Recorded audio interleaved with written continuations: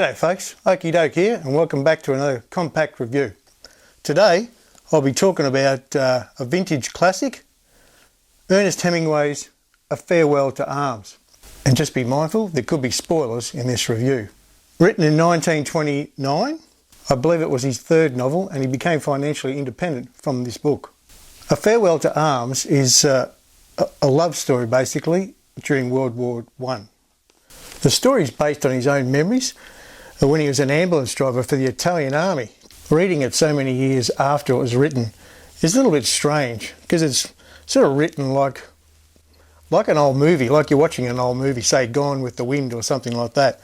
And the dialogue between the two lovers, for example, is, well, it's sort of a bit corny, a bit comical. Modern readers would probably shudder at some of the dialogue. They actually made two films from this story.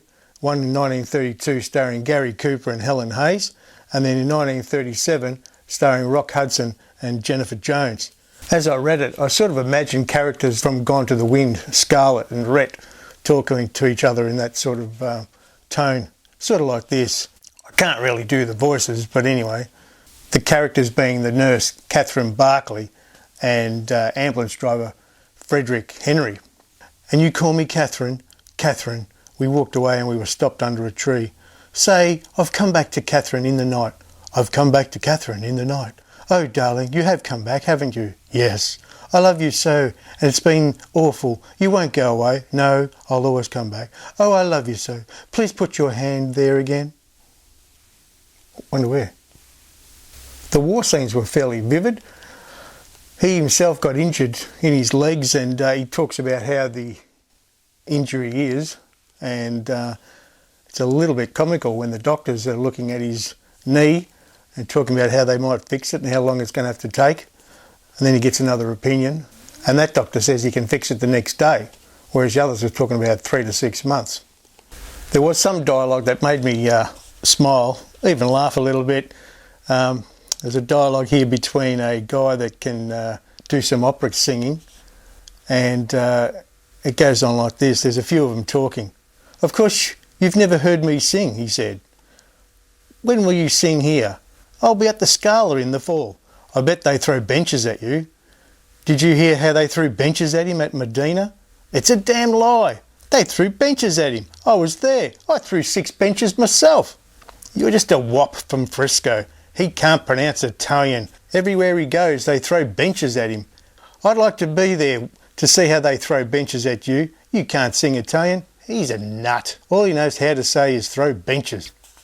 It's sort of funny when you read it in your own head. Sometimes I found the paragraphs just ramble on a bit. If people bring so much courage to this world, the world has to kill them to break them, so of course it kills them. The world breaks everyone, and after many are strong at the broken places. But those that will not break, it kills. It kills the very good and the very gentle and the very brave impartially. If you are none of these, you can be sure it will kill you too, but there will be no special hurry. Sort of don't know what he's going on about sometimes. Although the war was quite horrid, and he mentioned some interesting things during the war there, it seemed that everybody he sort of came up against or talked to or was involved with was always so friendly and polite and always trying to help him.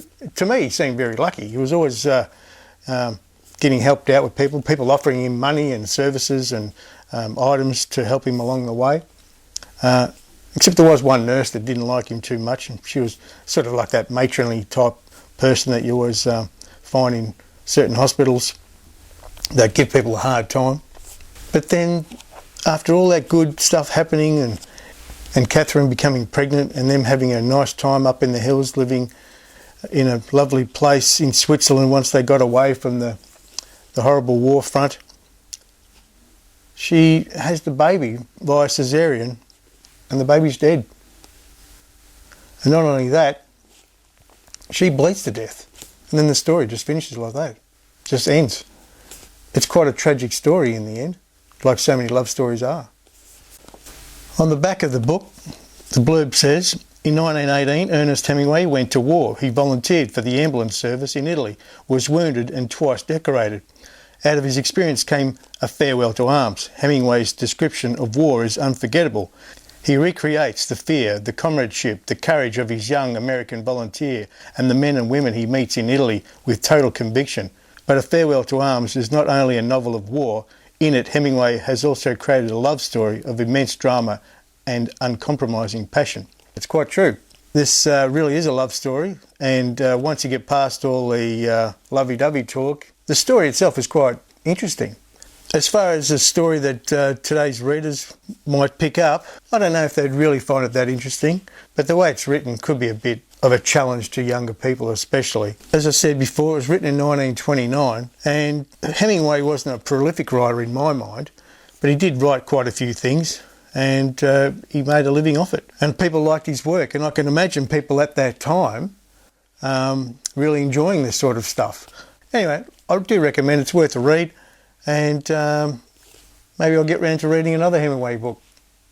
I'll catch you in another review. Thanks for watching.